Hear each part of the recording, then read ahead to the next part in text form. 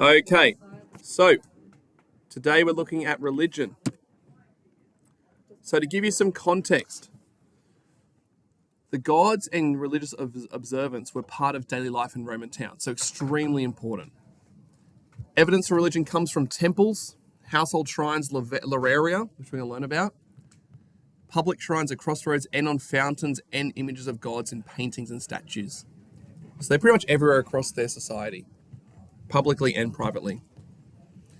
The other thing, if you need to add a note here, gods were worshipped by all members of society. So that's going from the wealthiest of the wealthy to the poorest of the poor, including slaves. And lastly, worship took many forms, both in public places and in the privacy of the home. And I actually put this image in here without realizing this is actually the source we're doing for our HSC question after this, by accident. Oh, I thought you were going to say in the test, and I was like, No, definitely not. Sorry, I'll neither confirm nor deny whether that's in the assessment task. All right, good to move on. So can anyone remember what is, from our everyday life housing section, what is a lararium? it was Latin for what? it was something in the bath, wasn't it? It's A shrine. Yep, it's the household shrine, right? So it's where they would have the shrine somewhere near the atrium. Okay, Oh, is that little room next to the atrium? it can be, yeah, in a room off the side, yeah. So this is an example of a lararium, okay? And this is a lararium from the house of the Veti in Pompeii. And so lares were the household gods who protected the home and the family. And small shrines called lararia featured small statues or painted images of the lares. The lararium, which is the space where the lararia, the shrine was the focus of the daily devotions of the household, which included all members of the family. Each day, offerings were made and prayers were said for the protection and prosperity of the family. Other ceremonies were also conducted for the special occasions, such as births and marriages. So you'd see in a household that the lararia would be interacted with every single day. People might be going up there and just lighting a candle. They might be saying a little prayer. Something each day, an offering. It was all about protecting their family.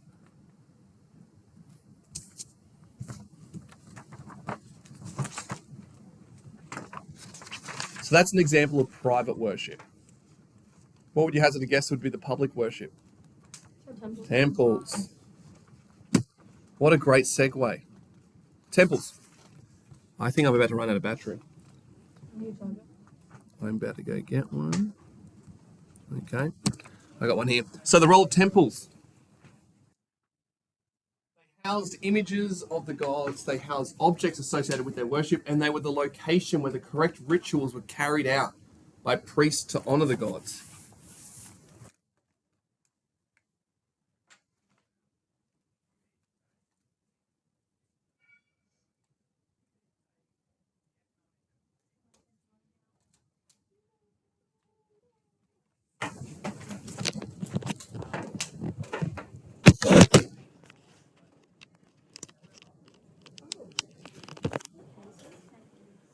In regards to evidence, though, it's important to recognize 10 temples have been excavated in Pompeii, but for now, none have actually been excavated in Herculaneum.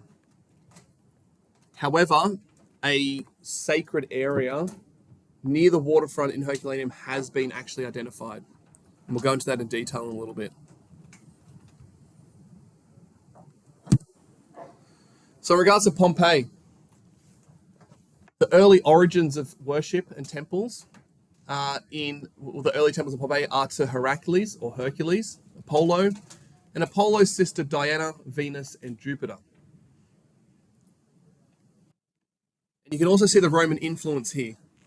When Pompeii became a Roman colony in 80 BCE, the Temple of Jupiter was converted to the Temple of the Capitoline Triad, Jupiter, Juno, Minerva, which symbolized Roman rule.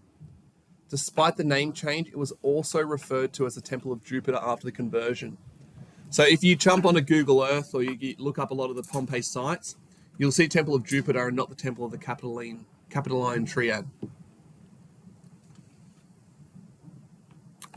Now, in regards to the Augustus, there are two temples in Pompeii associated with the imperial rule. The Temple of the Genius of Augustus, later known as the Temple of Vespasian.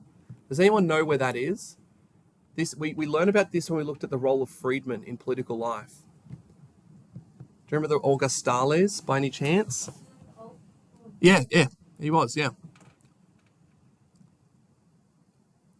Does anyone remember where that temple is located? It was yeah, it's right along the Forum.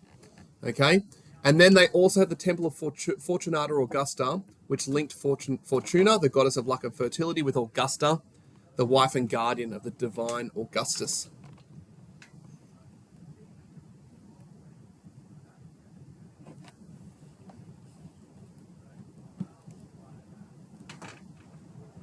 So anyway, you kind of see it on the line, or you see a temple, highlight that, and we'll just, keep going there. Okay.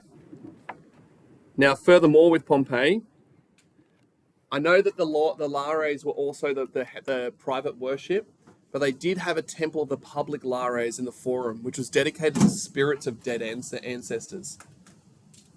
So people would go there and make an offering to pray for someone in the family that was deceased.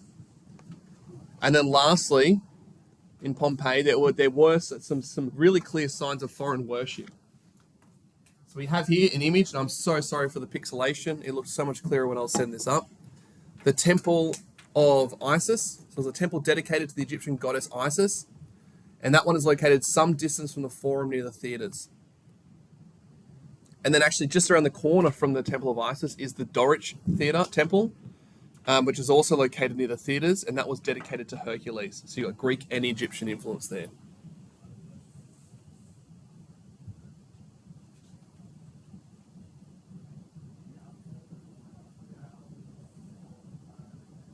Did you say the Doric one was Greek?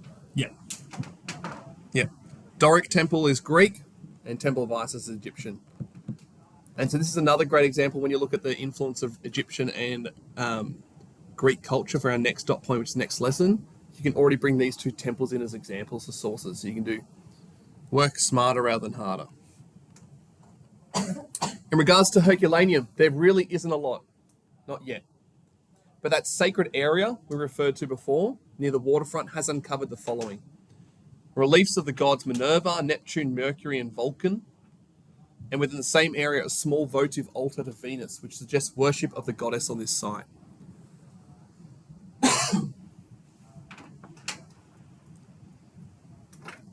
But just like the Temple of Vespasian and Fortunata Augusta in Pompeii, there are also sanctuaries and statues indicating the cult of the Emperor Augustus, including the building known as the College of the Augustales.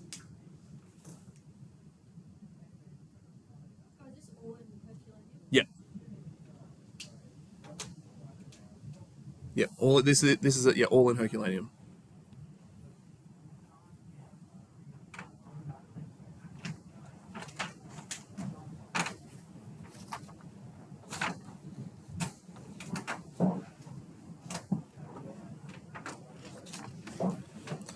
And then lastly, we have foreign cults and religions.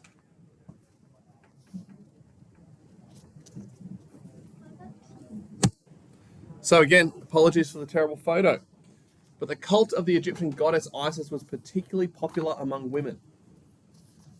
In this cult or religion, women seem to have played a more prominent part in the hierarchy of the cult than in many Roman cults.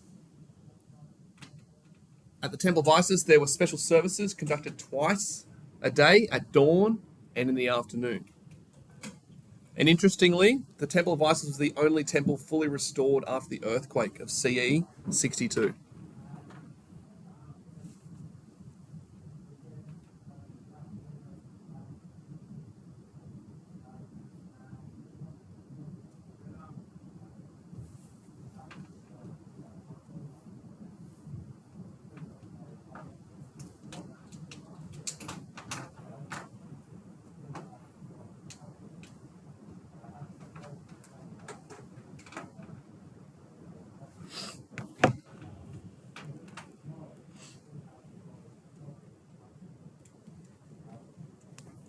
Interestingly, there were other examples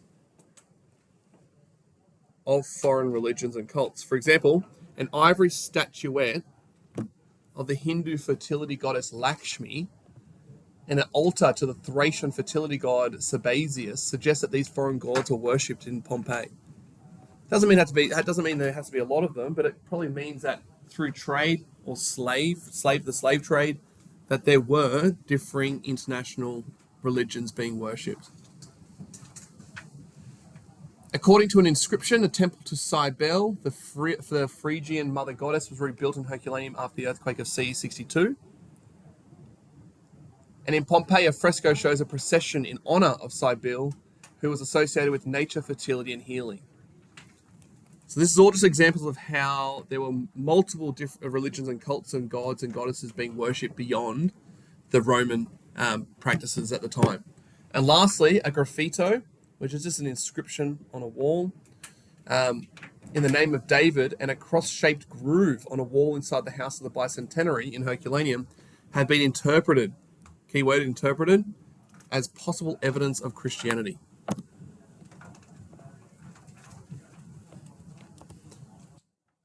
If that was the case, though, that's very early signs of Christianity. They did have gods, like Hindu gods, all the way from like India and that region. So it's not like that surprising. Yeah. Well, it's a lot closer, isn't it? Yeah. That's a good point. And lastly, we have tombs. We don't have a lot on tombs, but it's enough to sort of cover it. As an example, some of the tombs outside of Pompeii. What's interesting in Roman society were that only infants were buried. Older children and adults were cremated, and their ashes were placed in urns, which were buried or placed in tombs outside the city walls. What can we learn from tombs? Well, the main thing we can learn is that the size and decoration of tombs reflect the wealth and status of the deceased. And also, inscriptions on tombs provide valuable information about names, relationships, occupations, and civic or religious positions. And naturally, which members of society would be having inscriptions on their tombs? Yep, freeborn. Yep, duoviri, the aediles. So the people that are influential, right? The people that are holding wealth, holding influence, holding power.